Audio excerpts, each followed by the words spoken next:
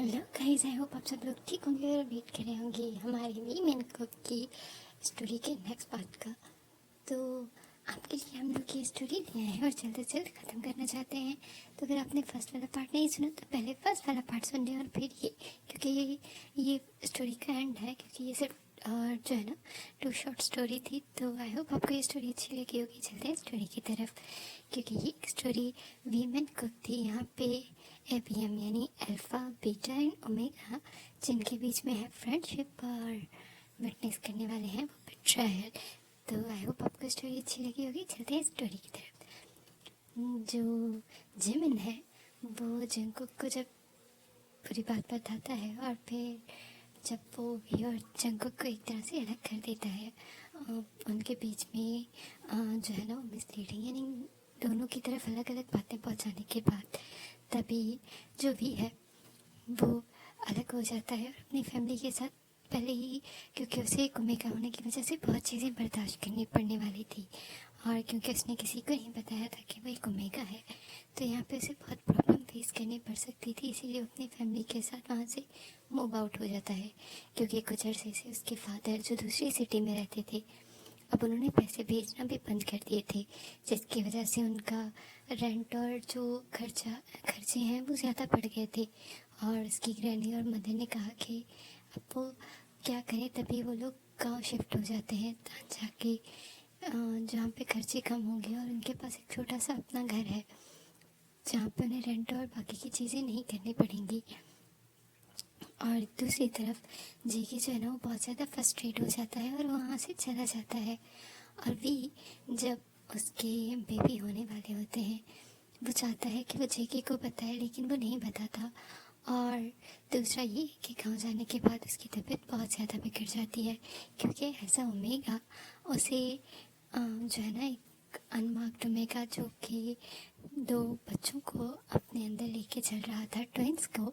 और सबसे बड़ी बात ये कि उसके पास उसका अल्फ़ा भी नहीं था, क्योंकि अल्फ़ा होते हैं तो जब भी ओमेगा अनकंफर्टेबल फील करता है तो अल्फ़ा उन्हें सूथिंग हार्मोन्स के ज़रिए जो है ना वो कंफर्ट करते हैं, सूथिंग जो है ना वो एक एनवायरनमेंट प्रोवाइड करते हैं जहाँ पे वो रिलैक्स हो सकें।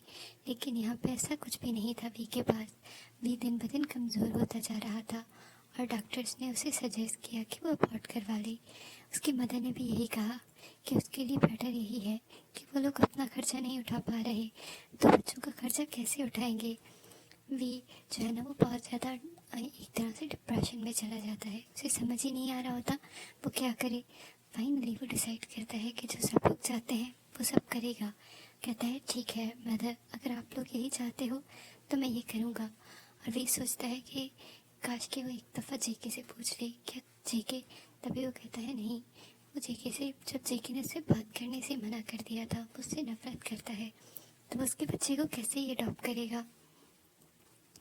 ये सब कुछ सोच के जो भी है ना वो बहुत ज़्यादा दुखी हो जाता है और फिर वो जाता है जो अल्ट्रासाउंड्स वगैरह करवाता है। और फिर जब उसे अपने बेबीज़ की छोटी सी मूवमेंट्स दिखाई जाती हैं जो कि वो बहुत छोटे थे, यानी मुश्किल से 2-3 मंथ के होने वाले थे, तभी वी की आंखों में आंसू हो जाते हैं। डॉक्टर्स उसे ऑपरेशन रूम में ले जाते हैं, लेकिन वी जो है ना जब वो अपने बच्चों के क्लिप के बारे में देखता है, अपने अंदर पलते उस एहसास के बारे में देखता है, तो उसे लगता है शायद यही लास्ट तरीका है जिससे वो जेके के करीब रह सकता है। चाहे जेके उसके पास नहीं होगा तब भी वो जेके से अपनी अपनी फीलिंग्स को जो है ना एक तरह से एक नाम तो दे सकता है, अपने पास रख सकता है, क्योंकि वो जेके को बहुत प्यार करता है। वो जेके के बगैर किसी और अल्फ़ा के बारे में सोच भी नहीं सकता, और यही एक एक्सक्यूज़ होगा जो उसे हमेशा जेके के साथ ही छोड़ के रखेगा, किसी और के साथ नहीं। वो ये लास्ट कनेक्शन भी नहीं तोड़ना चाहता, इसीलिए वो बेड से उठ के चला जाता है। और डॉक्टर के बहुत समझाने के बाद भी वो रूम में नहीं आता और कहता है जो भी होना होगा, अगर नेचुरल हुआ तो अलग बात है, मैं इन बच्चों को कुछ भी नहीं होने दूंगा, खुद तो इनका कुछ भी नहीं कर सकता। तो डॉक्टर जो है वो उसे ज़्यादा फोर्स नहीं कर सकती, इसलिए वो चुप हो जाती है। और जो हमारा वी है वहाँ से घर आ जाता है। जब अपनी मदर को बताता है कि वो उस प्रोसेस से नहीं गुजरा तो वो दुखी होती हैं, लेकिन वो चुप हो जाती हैं क्योंकि वो वी को ज़्यादा प्रेशराइज़ नहीं कर सकती। वो अपने हस्बैंड को बार बार कॉल्स मैसेजेस करना चाहती हैं, लेकिन उनका वो नंबर ही नहीं लगता। और वो कहती हैं कि वो कहाँ चले गए, हमें ढूंढना होगा। तभी वो वी को कहती हैं कि वो जाए और अपने फादर को ढूंढे और उनसे बात करे। अगर वो फैमिली को सपोर्ट नहीं करेंगे तो हम लोग नहीं सरवाइव कर सकते। उन्होंने कहा था कि वो वापस आना चाहते हैं, इसीलिए वो पैसे नहीं भेज रहे कि वो अपने साथ लेके आएंगे, तब तक हम गुजारा कर लें। लेकिन उसको मंथ गुजर चुके हैं। भी बहुत ज़्यादा परेशान होता है और फाइनली वो एक दिन डिसाइड करता है कि वो जाएगा और अपने फादर को ढूंढेगा जहाँ उसके फादर काम करते हैं। क्योंकि वीक ओमेगा था और ओमेगा की जो कैविटी है, यानी एब्डोमेन कैविटी, वो इस तरह से होती है कि बेबी उसमें जो है ना वो छुप सकता है। जब तक फाइनल मंथ्स नहीं आते तब तक बेबी नहीं शो होता। वी का थोड़ा सा फील ज़रूर हो रहा था क्योंकि ट्विंस बेबी थे, लेकिन इतना नहीं कि किसी को भी समझ आ जाए। वी ने जो है ना वो बुगी क्लोथ्स पहने हुए थे और वो बहुत आराम से जो है वो अपनी चीज़ें लेता है और उस जगह जाता है जहाँ पे अपने फादर उसके पहले काम करते थे, पर वो वहाँ काम नहीं करते। वो उन लोगों से पूछ के कुछ जगह विज़िट करता है जहाँ पे उसके फादर रहते थे, क्योंकि ये शहर जो है वो काफ़ी दूर था और भी तकरीबन ट्रेन से जो है ना 10-12 घंटे का सफ़र तय करके यहाँ आया था। और एक दिन उसे उसके फादर नहीं मिलते, वो थोड़ा परेशान हो जाता है और फिर वो बैठ जाता है और उसके पास कोई और चारा नहीं होता। वो थक चुका था और अब और ज़्यादा नहीं मूव कर सकता, इतनी बड़ा ट्रैवल और फिर यहाँ पे इतनी देर से घूमना। वो एक रेस्टोरेंट में जाके बैठ जाता है और वहीं पे एक जो है ना लड़का उसे मिलता है और वो होता है अल्फा और उसका नाम था सनशाइन जेहोप। तभी जेहोप उसके पास आता है और कहता है क्यूट बॉय, तुम यहाँ पे बैठे हुए हो, तुम कुछ खाओगे? तो भी कहता है नहीं, मैंने खा लिया है, अब और नहीं। तभी उसे कहते हैं कि तुम कुछ पी लो, तुम बहुत थके हुए लग रहे हो। तभी भी कहता है नहीं, मुझे 2-3 दिन तक यहाँ में भी रुकना पड़े और मैं इतने पैसे नहीं लाया कि मैं बार बार जो है ना लग्जरियस चीज़ों पे ख़त्म करूँ। मैंने बाहर से जो है ना कुछ खा लिया था, यहाँ तो मैं सिर्फ थोड़ी देर के लिए बैठने आया था क्योंकि बहुत गर्मी थी बाहर। तभी जो जो है वो कहता है कि शायद तुम्हें पता नहीं, ये एक बहुत बड़ा रेस्टोरेंट है और यहाँ पे जब तक कोई ऑर्डर नहीं करता बैठ नहीं सकता। तभी बीच में ना वो जल्दी से उठता है और कहता है सॉरी, मैं भी चला जाता हूँ। तभी वो उसे जो जेहब है उसके कंधे पे हाथ रखता है और कहता है बैठ जाओ, तुम बहुत ज़्यादा परेशान लग रहे हो। तभी बीच है ना वो उसे कहता है मैं अपने फादर को ढूंढने आया हूँ और मेरी कुछ तबीयत भी ठीक नहीं है। वो कुछ महीने से घर ना कॉल कर रहे हैं ना हमारे किसी मैसेज का जवाब दे रहे हैं। तभी जेब उसे कहता है तुम परेशान ना हो, मैं यहाँ बहुत सारे लोगों को जानता हूँ, तुम मुझे इन्फॉर्मेशन दो, मैं पता कर लेता हूँ और तुम यही बैठो। जेब जो है वो पी के लिए खुद से एक जूस लेके आता है और कहता है तुम परेशान नहीं हो, ये फ्री है। तभी वो जूस पीने से कतरा रहा होता है। तभी जेब से कहता है क्या हुआ, कोई प्रॉब्लम है? तुम मुझ पर ट्रस्ट कर सकते हो और तुम्हें परेशान होने की बिल्कुल ज़रूरत नहीं, मेरे पास मेरा पार्टनर है। तभी वो कहता है क्या सच में? तभी जो जेब है उसे कहता है बिल्कुल, मेरे पास मेरा पार्टनर है और हम लोग बहुत खुश हैं, तुम्हें परेशान होने की ज़रूरत नहीं। तभी वी उसे कहता है तो क्या आपका पार्टनर ओमेगा है? तभी जो जेब है वो कहता है तुम्हें भी लग रहा था ना कि मैं एक अल्फा हूँ? तभी वी कहता है बिल्कुल, आप भी अल्फा हो। तभी जेब जो है ना स्माइल करता है और कहता है नहीं, मैं अल्फा नहीं हूँ, मैं एक बीटा हूँ और जो मेरी बॉडी पे तुम्हें फेमस की स्मेल आ रही है वो एक अल्फा की ज़रूर है क्योंकि वो मेरे पार्टनर की है। तभी वी उसे कहता है ओ अच्छा। तभी जब उसे कहता है तुम डरो नहीं, मैं एक अल्फा नहीं हूँ, एक बीटा हूँ और मेरा पार्टनर एक अल्फा है और ये उसी की खुशबू है क्योंकि वो नहीं चाहता मेरे पास कोई है, इसीलिए वो अपने फेमस जो है वो बहुत स्ट्रांग से मेरे ऊपर जो है ना स्प्रे कर देता है ताकि मैं सिर्फ अल्फ़ा की तरह ही स्मेल करता रहूँ। तभी भी स्माइल करता है और फिर जो है ना उसके लिए ड्रिंक ले आता है और उसे कहता है रुको, मैं अपने पार्टनर युंगी से पूछता हूँ। और जेहोप युंगी को कॉल लगाता है और फिर उसे यानी जो वी के दी गई डिटेल्स है वो सारी उसे दे देता है। और फिर योंगी उसे कहता है कि ठीक है, मैं पता करता हूँ। और भी जो है ना, उसके बाद जेहोब को बता देता है कि वो प्रेग्नेंट है, इसीलिए जल्दी थक जाता है।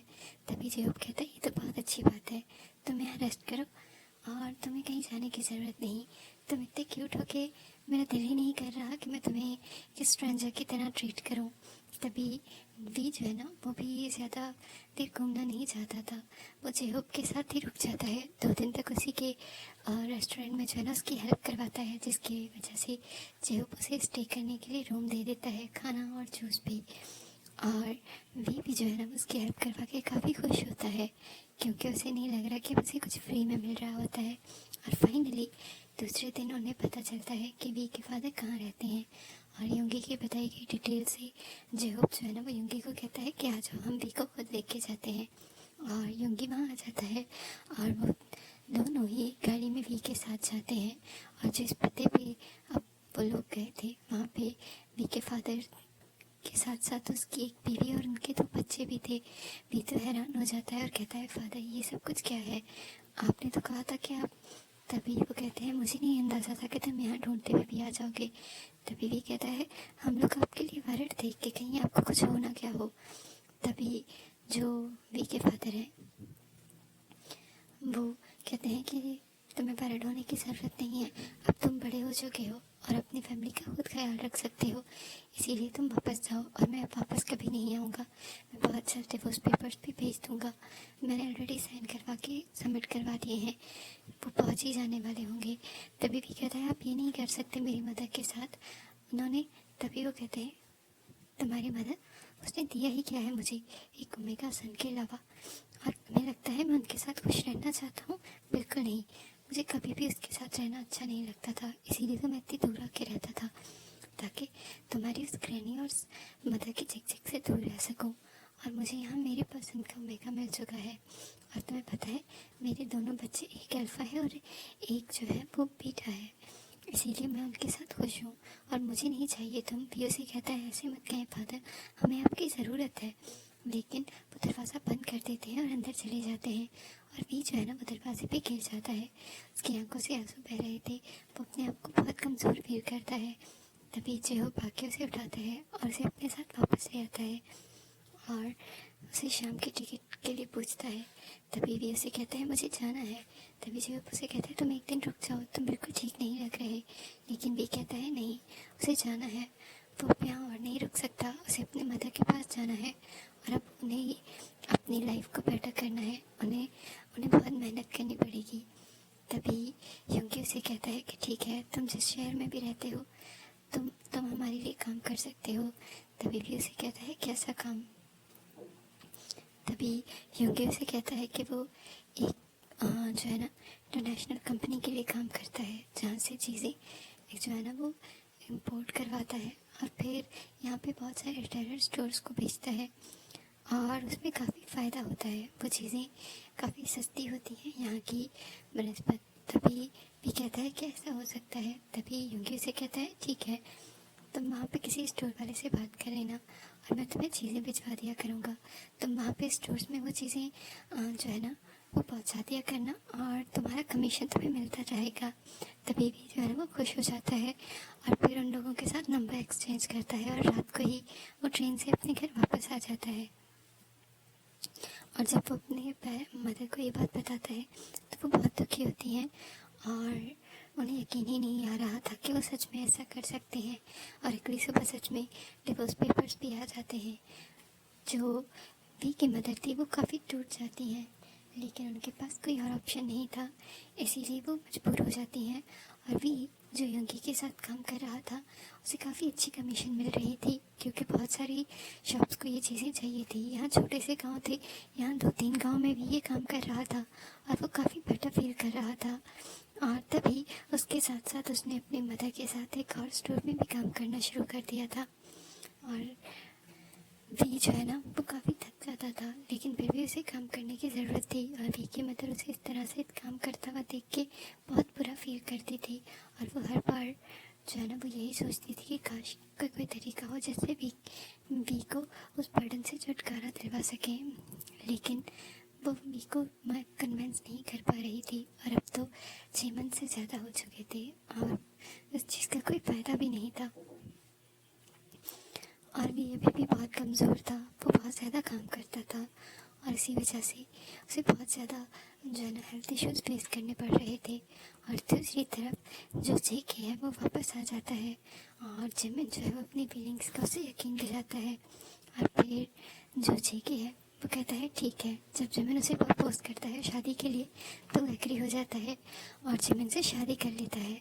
लेकिन जेके जो कि पहले ही एक तरह से रिजर्व सा और रूड सा था, शायद उसे किसी से मोहब्बत होती, वो किसी के लिए सॉफ्ट हो सकता था, लेकिन जिमिन के लिए ये सब कुछ थोड़ा अजीब था। वो जिमिन के लिए कुछ फील नहीं कर पाता था और वो सिर्फ कुछ सूथिंग कुछ ऐसी खुशबू ढूंढ रहा था जो जो उसे उस रात फील हुई थी। और इसीलिए वो हर रोज़ किसी न किसी ओमेगा के साथ होता था और उनकी शादी के बावजूद भी उसके एक्स्ट्रा जो है ना रिलेशनशिप जो है वो ओमेगा के साथ ख़त्म नहीं हो रहे थे। और जिमिन इस चीज़ से काफ़ी ज़्यादा अपसेट था क्योंकि उसने बहुत ट्राई कर लिया कि वो जेहोब को जेके को जो है ना अपना बना सके, लेकिन जेके उसका कभी था ही नहीं तो बन कैसे पाता। और इसी वजह से जो जिमिन है उसने भी एक्स्ट्रा मैरिटल अफेयर्स रखना शुरू कर दिए और उसकी एक्टिविटीज़ भी जो है ना वो बहुत ज़्यादा आउटगोइंग हो गई थी। और फिर दोनों में झगड़े होते रहते थे। शादी के 4-5 मंथ बाद ही उन दोनों के झगड़े एक्सट्रीम होते चले गए और देखने वालों को यही लगता था कि बस अभी ये शादी टूट जाएगी, लेकिन वो शादी 1 साल तक कैसे चल गई किसी को अंदाज़ा नहीं था। एक दिन जिमिन और जेके जो हैं वो लड़ रहे थे और तभी जिमिन कहता है कि ये मेरी गलती है, मैंने ही वी के साथ वो धोखा किया, काश कि मैं वी के साथ ऐसा ना करता तो तुम मेरी ज़िंदगी में ना आते और मेरी ज़िंदगी को ये जहन्नुम ना बनाते। हर एक छोटी बात पे तुम रोक टोक लगाते हो। तुम्हारे पास तो वो लग्जरियस लाइफ भी नहीं है जो मेरे पेरेंट्स के पास थी और तुम्हें ना मुझे उनसे पैसे लेने देते हो और ना खुद मुझे उतनी पॉकेट मनी देते हो। तभी जेके उसे कहता है कि तुम बच्चे नहीं हो, तुम अपने लिए खुद अर्न कर सकते हो, तुम्हें हर दफ़ा किसी और की ज़रूरत क्यों पड़ती है। तभी जिमिन कहता है कि उसकी फैमिली वेल ऑफ थी, उसे कभी भी मेहनत करने की ज़रूरत नहीं पड़ी और अब भी नहीं। अब तो वो सिर्फ जो है ना पार्टीज़ में क्लब्स में यही जाना पसंद करता था और उसके बावजूद अगर वो कोई जॉब करता भी था तो अपनी नाइट एक्टिविटीज़ की वजह से जल्दी खो देता था। और दूसरी तरफ जेके था जो कि एक वर्कaholic बन चुका था। हर वक्त अर्न करना उसकी ज़रूरत थी क्योंकि उसने अपनी फैमिली को बहुत ज़्यादा पहले तंग किया था, अब उसे वो सब कुछ रिटर्न करना था। और ऊपर से जिमिन के खर्चे वो बहुत ज़्यादा इरिटेट होता रहता था। और दूसरा उसकी अपनी एक्टिविटीज़ भी कि वो कभी कभी किसी न किसी क्लब चला जाता और किसी भी रैंडम ओमेगा के साथ नाइट स्पेंड करने लग जाता। तभी उन दोनों का झगड़ा बहुत बढ़ जाता है और जेके उसे कहता है तुमने क्या किया वी के साथ। तभी जो जिमिन है वो कहता है काश कि मैं तुम्हें बता देता कि उस रात मैं नहीं वो वी था। और सिर्फ इतना ही नहीं, वी तुम्हारी उस नाइट स्पेंड की वजह से प्रेग्नेंट हो चुका था और वो तुम्हें ये सब कुछ बताना चाहता था, लेकिन नहीं, मैंने ये सब कुछ अपने लिए मैं सेल्फिश हो गया था। मुझे लगा कि ये अल्फा मेरा है, इसे मुझे कोई नहीं छीन सकता, ये भी नहीं, इसीलिए मैंने अपने दोस्त को धोखा दे दिया और देखो बदले में मुझे क्या मिला। तभी जेके उसे कहता है ये तुम क्या बकवास कर रहे हो, तुम होश में तो हो। तभी जिमिन कहता है हाँ मैं होश में हूँ और यही सच है और तुम्हें यकीन नहीं आता, रुको। तभी जिमिन जो है ना रूम में जाता है और वहाँ से एक छोटा सा फ़ोन लेके आ जाता है और जेके को दिखाता है और कहता है ये वी का फ़ोन है, वी उस रात मेल पे भूल के चला गया था और इसमें सारे सबूत हैं। तुम्हें यकीन नहीं आता तो तुम्हें जो मैसेजेस किए गए थे वो वी ने नहीं मैंने किए थे और इसमें वीडियोस और फोटोज़ भी हैं, चाहो तो देख लेना। जेके वो फ़ोन उठाता है लेकिन बहुत ज़्यादा अरसा बंद रहने की वजह से वो फ़ोन अब काम नहीं कर रहा था। जेके जल्दी से उसे रिपेयर के पास लेके जाता है, उसे चार्ज में कर रखाता है और ठीक करवाने के बाद जब वो फ़ोन खुलता है तो सच में वो वी की फ़ोन थी और जेके को जो मैसेजेस किए गए थे वो भी उसी फ़ोन से किए गए थे। और जेके की और जो वी की पहले वाली चैट थी, यानी तुम जो है ना वो उसे रात को उस दिन फ़ोन करना, उसे मैसेजेस करना और बुलाना, वो सब कुछ वहाँ थे। और उसके साथ साथ वी की बहुत सारी वीडियोस जो वी अपने फ़ोन में कभी कभी बोर होते हुए बना लेता था, वो बहुत खूबसूरत थी। वी हर वीडियो में इतना खूबसूरत लग रहा था, इतना क्यूट लग रहा था कि जेके का तो दिल ही नहीं भर रहा था।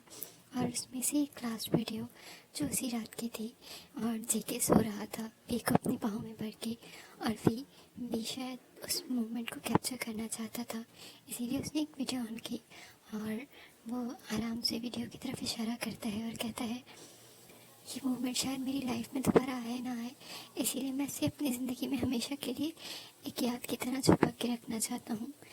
चाहे ये रात, ये याद अच्छी थी या बुरी मुझे नहीं पता, लेकिन मेरे लिए सबसे खूबसूरत थी, क्योंकि क्योंकि इस दर्द में भी मुझे खुशी मिली, क्योंकि मैं जेके के साथ था।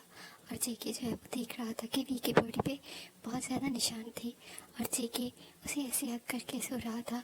और अभी वी शायद वीडियो और कंटिन्यू करता, लेकिन जेके जाग जाता है और वो वी को अपनी तरफ मुड़ता है और उसे किस करने लग जाता है।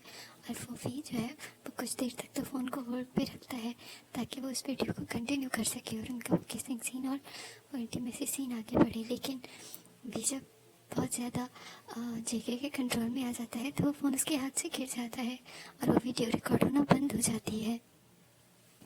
और जेके ये सब कुछ देख के बहुत ज़्यादा दुखी हो जाता है। और फिर उसे यकीन आता है, तो क्या क्या जिमिन ने जो कहा वो सच है? क्या सच में वी जो है वो प्रेग्नेंट है? क्या क्या ये सच है? तभी उसे यकीन नहीं आता और सोचता है कि वी ने उसे कांटेक्ट क्यों नहीं किया, और वो वी को ढूंढने के लिए निकल पड़ता है।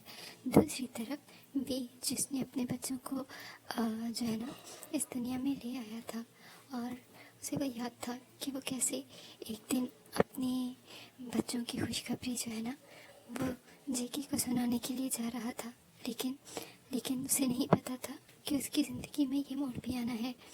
और जिस दिन वो जेके का पता ढूंढ के वो वहाँ पे उसे जेके को बताने गया था कि वो 2 बच्चों का बाप बन चुका है, और वो अपने बच्चों की पिक लेकर आया था ताकि वो जेके को दिखा सके और जेके को बता सके। लेकिन उसके उसके जो कहते हैं ना पाँव के नीचे से ज़मीनें निकल गई थी, क्योंकि उसी दिन ही तो जेके और जिमिन जो है वो वापस आए थे, और उन लोगों ने उसी शहर में पार्टी रखी थी अपनी शादी की, और सारे फ्रेंड्स क्लासमेट सबको बुलाया गया था। अभी जब जेके और जिमिन को इस तरह देखता है ना तो उसे यकीन ही नहीं आता। उसे वो दिन याद आता है जब वो पहले भी जेके से मिलने आया था, ये शहर छोड़ने से पहले। उस दिन भी उसने देखा था कि जिमिन ने जेके को किस किया था। तो क्या सच में वो दोनों एक साथ हो गए और वो लोग वी को भूल गए हैं?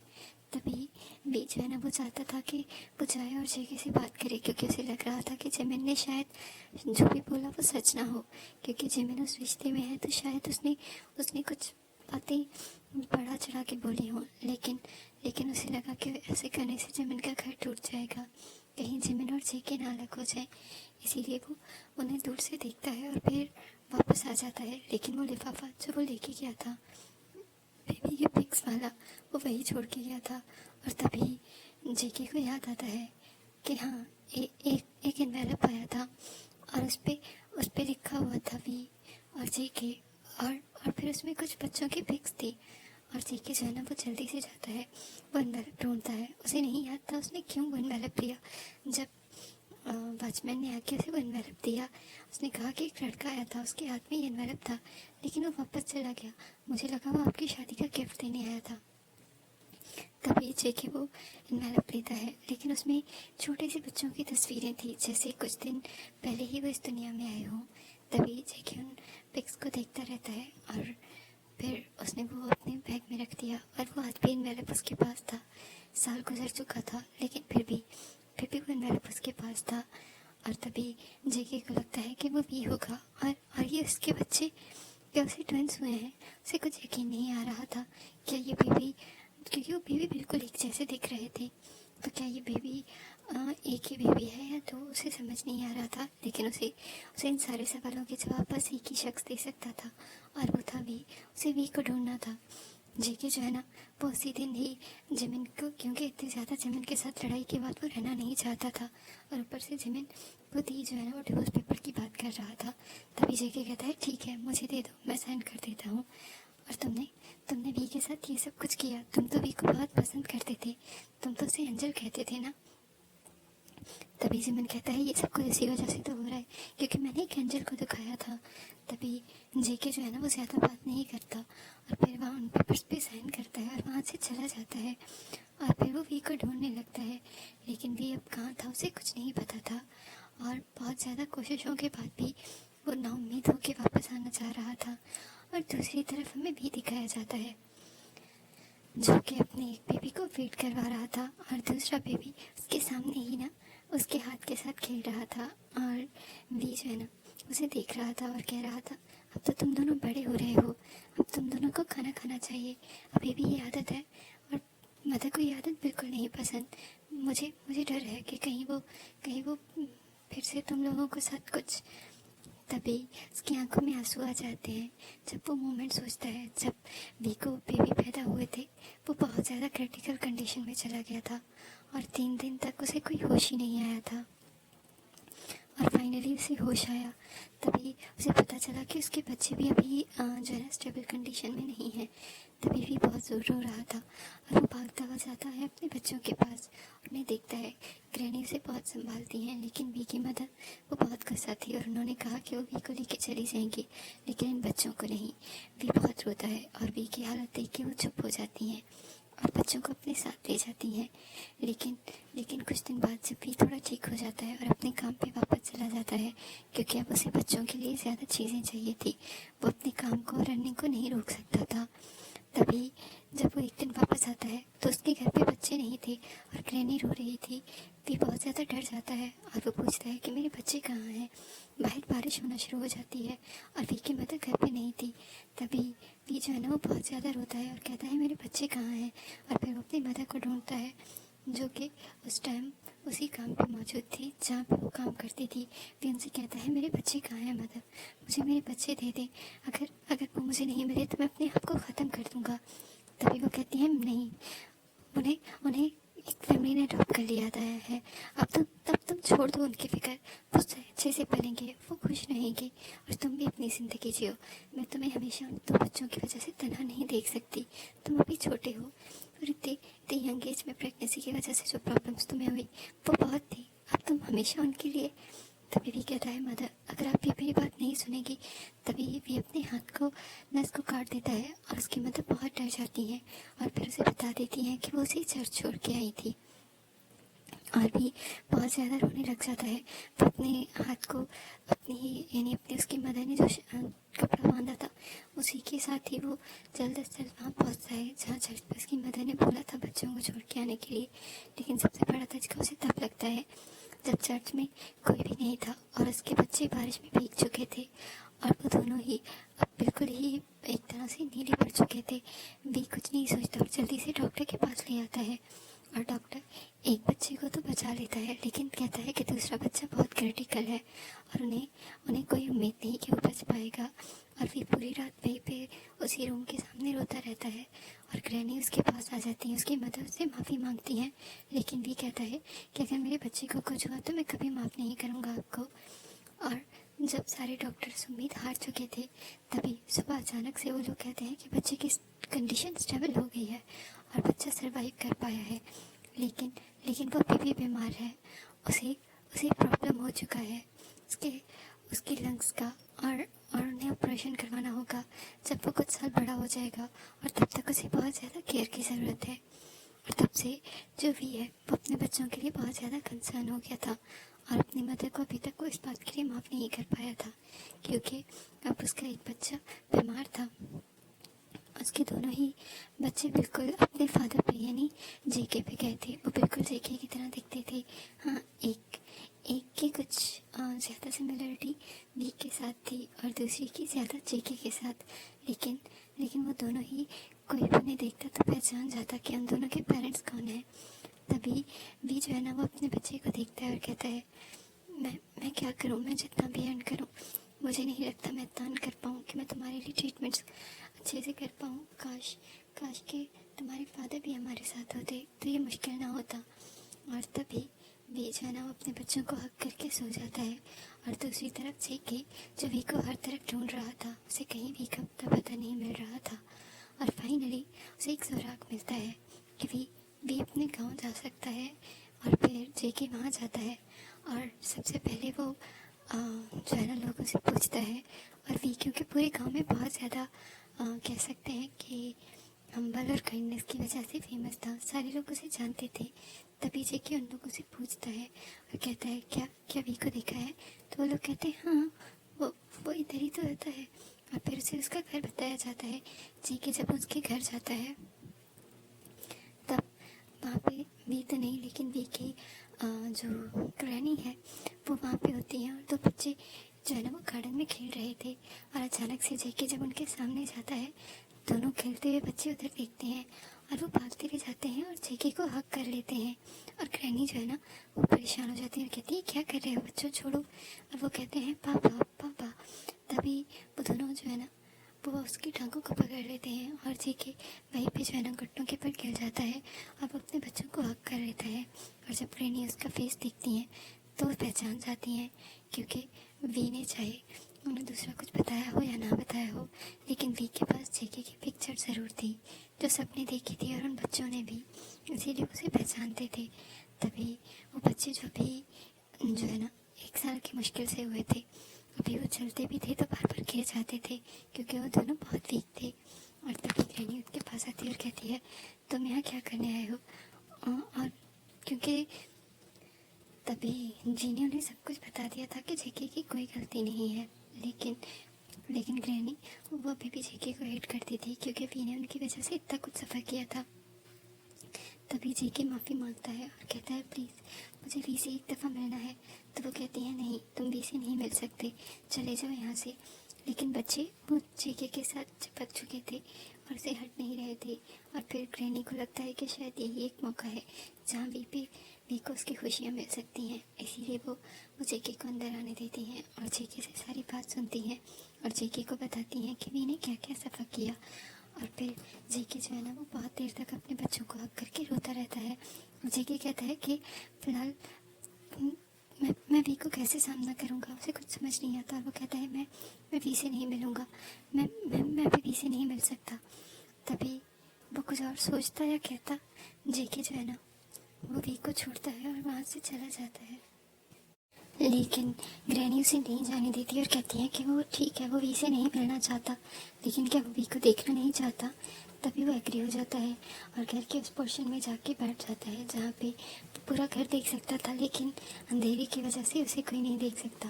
और तभी वी घर के अंदर एंटर होता है और वो काफ़ी थका हुआ लग रहा था, उसने काफ़ी चीज़ें उठाई हुई थी। और जैसे ही घर के अंदर एंटर होता है तो दोनों बच्चे उसकी तरफ भागते हुए जाते हैं, कहते हैं डाडा डाडा, और जल्दी से जाके उसे हक कर लेते हैं। और वी भी जो है ना वो जल्दी से इन दोनों को उठा लेता है। क्या कर रहे थे मेरे बच्चे, क्या तुम दोनों को भूख लगी थी? सॉरी मुझे लेट हो गई, तुम दोनों की वजह से ही कुछ सामान लेना था। और तभी उसका एक जो छोटा बेटा है, यानी जो कुक है, वो जो है ना वो खांसने लग जाता है और वी जो है ना वर्रिड हो जाता है, जल्दी से उसे उठा लेता है और अपने बच्चे को जो है ना गोद से लगा लेता है। कहता है क्या हुआ, तुम ठीक हो? क्या तुम ज़्यादा देर खेलते रहे? क्या क्या तुम्हारी तबीयत ठीक नहीं थी? ग्रैनी आपने मुझे कॉल क्यों नहीं की? तभी वो कहती है वो ठीक है, बस अभी तुम्हें देख के एक्साइटेड हो गया है, उसे थोड़ी देर के लिए बैठा दो और उसे फीड करवा दो, तुम्हें पता तो है कि वो ज़्यादा चीज़ें नहीं खाता। तभी वी जो है ना जल्दी से उसे चुप करवाता है। जैसे ही वो खांसना बंद करता है वो उसे उठाता है और उसके फेस पे किस करता है और उसे अपने चेस्ट के साथ लगा देता है, क्योंकि बच्चा पूरे दिन से भूखा था। वो जल्दी से वी की चेस्ट से लग के जो है ना फीडिंग करने लग जाता है। और जो दूसरी तरफ जो छोटा सा कुकी था वो बहुत जो है ना लवी डवी आई से अपनी मदर को देख रहा था और वी उसे अपनी तरफ बुलाता है और कहता है मेरे बच्चे ने क्या किया, पूरा दिन ग्रैनी को तंग तो नहीं किया? तभी कुकी कहता है पापा पापा। तो वी जो है ना वो पिक की तरफ देखता है जो पिक उसके रूम में लगी हुई थी जेके की। तभी वो कहता है तुम्हारे पापा बहुत हैंडसम है और तुम्हें पता है तुम बिल्कुल अपने पापा के जैसे दिखते हो। क्या तुम्हें पापा की याद आ रही थी? क्या डाडा तुम लोगों के लिए इनफ नहीं है? क्या तुम लोग अभी भी अपने पापा को ही याद करते हो? तभी जेके जो ये सब कुछ सुन रहा था उसे और बर्दाश्त नहीं हुआ था और वो वी की आंखों में आंसू देखता है जो कि कुकी को बार बार किस कर रहा था और फिर जेके की तस्वीर की तरफ देख रहा था। और जेके से और रहा नहीं जाता। जेके जो है ना वो रूम में एंटर होता है और कहता है तो फिर तुमने मुझसे कांटेक्ट क्यों नहीं किया? अगर तुम्हें मुझे मेरी इतनी ही याद आती थी तो। और फिर डर जाता है और वो जल्दी से उठना चाहता था, लेकिन उसकी चेस्ट से जो छोटा सा शैतान चिपका हुआ था वो उसे ऐसा करने नहीं देता। तभी जेके जो है ना वो उसको दोनों शोल्डर से पकड़ता है और वापस बैठा देता है और कहता है गिराने वाले थे तुम अभी मेरे बच्चे को। तभी भी कहता है जेके तुम यहाँ क्या कर रहे हो? और तुम। तभी जो जेके है ना वो वी के पे हाथ रखता है और कहता है मुझे माफ़ कर दो। मैं मुझे नहीं पता था। अगर मुझे पहले पता होता, मैं जितना भी बुरा सही, मैं जितना भी ओमेगा को हेट करता हूँ, पर मैं तुम्हें कभी हेट नहीं कर सकता था भी। काश कि तुम मुझे ये बात पहले बता देते। क्या तुम नहीं जानते मैंने तुम्हें एक दिन किस किया था? और उस दिन तभी भी कहता है लेकिन लेकिन तुम तो जिमिन के हस्बैंड हो, यहाँ से चले जाओ, मैं जिमिन के साथ। तभी जेके कहता है हमारा डिवोर्स हो चुका है। भी कहता है ये क्या कह रहे हो जेके? तभी जेके जो है ना वो भी से माफ़ी मांगता है और फिर उसे सब कुछ बता देता है, जो सब कुछ जिमिन ने किया। तभी भी कहता है मुझे अंदाज़ा था, लेकिन मैं तुम दोनों की ज़िंदगियों को ख़राब नहीं करना चाहता था। और उसकी क्या गारंटी थी कि तुम हमें अपना लेते? इसीलिए मैं खुश था अपने बच्चों के साथ, और मैंने तुम दोनों के लिए को कभी बद्दुआ नहीं दी। तभी जेके जो है ना कहता है मुझे माफ़ कर दो, प्लीज़ मुझे माफ़ कर दो, मुझे एक चांस दे दो। तभी भी कहता है लेकिन तभी ग्रैनी वहाँ आ जाती है और कहती है बेटा तुम्हें इसे एक चांस देना चाहिए। लेकिन भी कहता है मैं ये नहीं कर सकता। मैं अपनी ज़िंदगी में आगे बढ़ चुका हूँ, मैं अपने बच्चों के साथ खुश हूँ, और मैं तुम पे कोई भी रिस्पॉन्सिबिलिटी नहीं डालना चाहता। तभी जेके कहता है तुम मुझे खुद से दूर करके तकलीफ़ दे रहे हो। प्लीज़ तुम्हें नहीं पता मैंने कितने दिनों से तुम्हें ढूंढ रहा था। जब फाइनली तुम मिल चुके हो, मुझे मेरे बच्चे मिल चुके हैं, और तुम चाहते हो कि मैं तुम्हें छोड़ के चला जाऊँ। मैं ऐसा नहीं कर सकता। और तभी जो डेको कब तक वी के चेस्ट से चिपका हुआ था वो अपना फेस बाहर निकालता है और दोनों बाजू जो है ना वो जेके की तरफ करता है, और जेके उसे अपनी बाहों में उठा लेता है। और कुकी उसे देख के वो भी उसकी तरफ जाना चाहता है, और जेके दोनों बच्चों को उठा लेता है और दोनों को किस करता है। और कुकी की आंखों से आंसू अभी तक बह रहे थे, और भी जो है ना ये सब कुछ देख के उसकी आंखों में भी आंसू आ जाते हैं। और फिर ग्रैनी जो है ना वो कहती है मैं बच्चों को संभाल लूँगी, तुम दोनों आपस में बात कर लो। तभी भी जो है ना वो जेके के साथ बाहर चला जाता है, और फिर जेके उससे बार बार माफ़ी मांग रहा था, लेकिन भी कहता है कि अगर तुम चाहते हो कि हम दोनों एक साथ हो जाएं तो पहले ही माफ़ी मांगना बंद कर दो। तभी भी जो है ना वो कुछ कहता है, जेके उसे अपनी तरफ करता है और उसके होठों पे किस कर देता है। और फिर जो है ना वो कहता है जेके, और जेके उसे कहता है प्लीज़ मुझे तुम अपनी खुशबू से अब महरूम नहीं रख सकते। तुम्हें पता है मैंने कितना ज़्यादा इसे मिस किया। हाँ, इसके लिए मैं पता नहीं कितने कितने ओमेगास के पास गया, शायद ये देखने के लिए कि शायद वो सुकून, वो कंफर्ट मुझे मिल जाए जो उस रात मिला था। और तुम नहीं सोच सकते कि मैं किस अजीब से गुजरा हूँ, वरना मैं जिमिन को शायद सारी खुशियाँ दे पाता और शायद हमारा रिश्ता यहाँ तक ना पहुँचता। तभी भी उसे कहता है लेकिन जेके उसे कहता है प्लीज़ भी मुझे एक चांस दे दो, प्लीज़ मुझे मेरा फ़र्ज़ निभाने दे दो। मैं एक फादर बनना चाहता हूँ, एक अच्छा पार्टनर। क्या तुम मुझे माफ़ नहीं कर सकती? और भी जो कि जेके से इतनी मोहब्बत करता था वो कैसे कह सकता था कि नहीं? वो कहता है ठीक है, और जेके वापस वी को अपनी तरफ करता है और उसे किस कर देता है। और तभी उन दोनों के जो दोनों बच्चे हैं वो भागते हुए आते हैं और उन दोनों के साथ चिपक जाते हैं, और वे उनके पास बैठता है और कहते हैं, ग्रैनी कहती है सॉरी मुझे माफ़ करना, ये लोग चुप करके बैठ ही नहीं रहे थे। और तभी वी जो है ना वो जेके से कहता है कि ठीक है, मैं तुम्हें माफ़ करने के लिए तैयार हूँ और तुम्हें ये चांस देने के लिए भी। तभी वी की मदर से मिलते हैं, और वी की मदर पहले जेके से बहुत ज़्यादा नाराज़ थी, यहाँ तक कि नफरत करती थी। लेकिन जब उन्हें पता चला कि वो वी को यहाँ से ले जा सकता है, वी को अच्छी ज़िंदगी दे सकता है, इसीलिए वो राज़ी हो जाते हैं और कहते हैं ठीक है। और बट वी कहता है नहीं, वो यही रहना चाहता है अपने बच्चों और अपनी मदर और ग्रैनी के साथ। लेकिन तभी ग्रैनी और उसकी मदर कहती हैं बिल्कुल भी नहीं, जेके से यहाँ से ले जाओ। और सबसे बड़ी बात ये कि देखो का कहीं अच्छी जगह इलाज करवाना है क्योंकि उसके लंग्स में प्रॉब्लम है। तभी मुझे क्या कहता है, क्या मतलब, तभी जब उसे देखो के बारे में पता चलता है तो और ज़्यादा दुखी हो जाता है और वो कहता है ठीक है मैंने ले जाऊँगा, लेकिन एक प्रॉपर तरीके से। और जेके जो है वो पहले 2-3 दिन उन लोगों के साथ रहता है, लेकिन जब भी जेके वी के पास आना चाहता वो दोनों बच्चों में से कोई ना कोई उन दोनों को डिस्टर्ब कर देता था। तो जेके कहता है चलो ठीक है, अगर तुम लोगों को यही अच्छा लगता है तो यही सही, मैं तुम लोगों का अच्छा इंतज़ाम करूँगा। और फिर फाइनली जेके अपने पेरेंट्स से बात करता है और जेके के साथ वी के साथ शादी की जो है ना डिसाइड कर लेता है। और वो लोग जाते हैं और सिंपल सी शादी करते हैं, यानी कोर्ट में। और फिर उसके बाद जेके जो है ना उन सबको लेके वहाँ से जाने की बात करता है। वी पहले तो अपनी फैमिली के लिए काफ़ी वरिड था, लेकिन वी की मदर कहती है हमसे वरिड होने की बिल्कुल ज़रूरत नहीं है, वो सब संभाल लेंगी, क्योंकि वी ने जितनी काम मेहनत से वो सारा काम सब किया है। वो यूंगी से कह के अब वो वही काम करेंगी। तभी वी राज़ी हो जाता है और जेके के साथ चला जाता है। और जेके जो कि एक दिन पहले गया था ताकि अपनी सारी चीज़ें सेट करके आ सके, और वो जब वापस आता है और वी को ले जाता है तो उसको घर देख के सब बहुत खुश होता है वी, क्योंकि वो बहुत खूबसूरत सा घर था, छोटा था लेकिन बहुत खूबसूरत। और सबसे बड़ी बात उन दोनों बच्चों के लिए अलग से रूम था, उनकी गृहिणी थी। तभी वी कहता है उन्हें गृहिणी की ज़रूरत नहीं है, मैं उनका खुद ख्याल रख सकता हूँ। लेकिन जेके कहता है तुम पूरा दिन उनका खुद ख्याल रखना लेकिन रात को नहीं। तभी वी कहता है ये क्या बात हुई। तभी जेके कहता है वो दोनों मुझे बिल्कुल तुम्हारे करीब नहीं आने देते और अब मैं इतना दूर नहीं रह सकता। तो वी कुछ और कहता, तभी जेके गृहिणी को इशारा करता है कि बच्चों को सुला दे। और जेके जो है ना वो वी को उठाता है और अपने रूम में ले जाता है और दरवाज़ा बंद कर देता है। और जेके जो है ना वो नीचे झुकता है और वी को बेड पे गिराता है और खुद उसके ऊपर होपा हो के आ जाता है और वी को किस करने लग जाता है। और वी बहुत ज़्यादा शाय था, क्योंकि वो कुछ भी हो ये जेके के साथ उसका फर्स्ट टाइम था जहाँ वो होश में ये सब कुछ कर रहे थे। और जेके वी को किस करते हुए उसके पूरे कपड़े रिमूव कर देता है और फिर वी के पूरी बॉडी पे किसिंग करते हुए बार बार उससे यही कहता है तुम बहुत खूबसूरत हो, मैंने बहुत बहुत ज़्यादा टाइम तुम्हारे साथ मिस किया, काश कि हम बहुत पहले मिल चुके होते, काश कि ये सब दूरियाँ ही नहीं आई होती।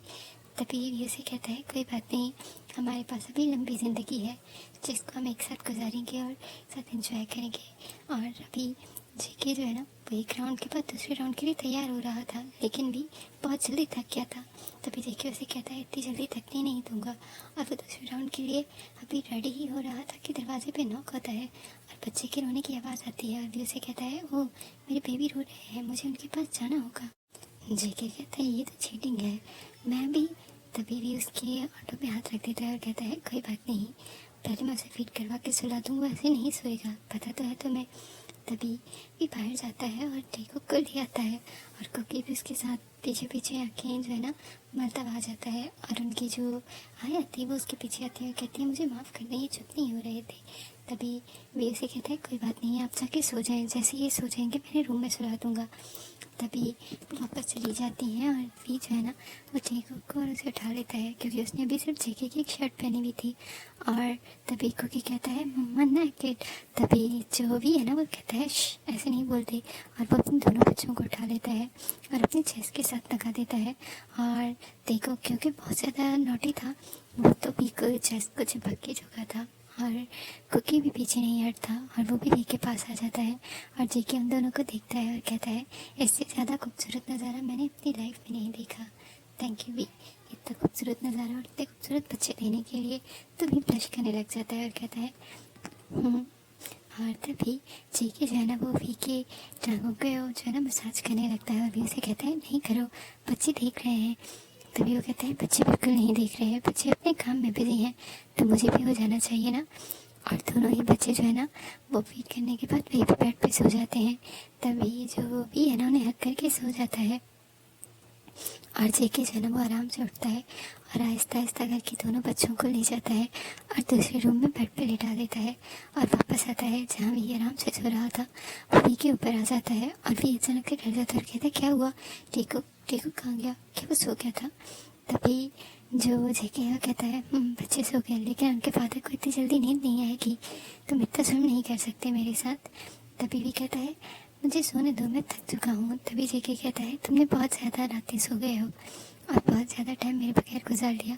आप बिल्कुल नहीं।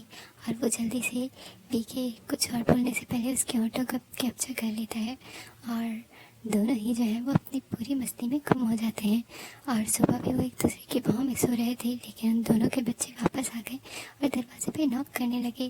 तभी ये जेके जो है ना वो जल्दी से अपनी ड्रेस पहनता है और बाहर आता है और दोनों बच्चों को अपने बाहों में उठा लेता है और कहता है चलो हम दोनों बाहर खेलते हैं। तभी वो कहते हैं नहीं डाडा। तभी वो कहता है उसे सोने दो, उसको अभी तो मैंने सोने दिया था और तुम लोग फिर से जगाओगे तो वो अगली रात मेरे साथ बिल्कुल मस्ती नहीं करेगा। और वो जेके दोनों बच्चों को लेके पार्क में आ जाता है जहाँ पे वो तीनों खेलने लग जाते हैं। और वे जब काफ़ी देर बाद नींद से उठता है तभी उसे देखता है कि ना जेके और ना बच्चे। वो जल्दी से उठता है, कितनी देर कैसे सो गया, और वो बाहर आ जाता है जहाँ पे बच्चे जो है ना वो जेके के साथ खेल रहे थे।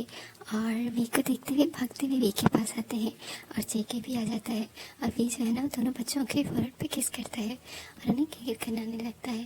तभी जेके उसके पास आता है और कहता है मेरी किस। तभी वी जो है ना वो झुकता है और जेके के भी चीक पे किस कर देता है। Happy family. और थैंक यू फॉर लिसनिंग।